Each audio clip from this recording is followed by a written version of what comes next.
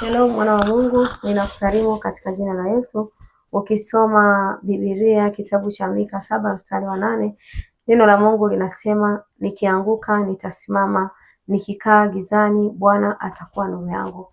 Nami ninakwambia mtumishi wa Mungu, huu sio mwisho wako. Wewe ambaye umeanguka mara nyingi, umekata tamaa, umekuwa ukifanya haufanikiwi, nami ninakwambia ukianguka unasimama tena, na hata ukikaa gizani katika jambo unalolipitia, Bwana bado ni nuru kwenye maisha yako. Ninakupa nuru ya neno hili katika jina la Yesu. Mungu asubuhi ya leo anasema na wewe, nyanyuka mwana wa Mungu, fanya tena, tembea tena, inuka tena, endelea na biashara tena. Mungu akubariki kwa kila eneo ambalo ulikuwa umeanguka. Asubuhi ya leo ninatangaza kusimama kwako, natangaza kuinuliwa kwako katika jina la Yesu. Usisahau kucomment, kulike na kusubscribe, na Mungu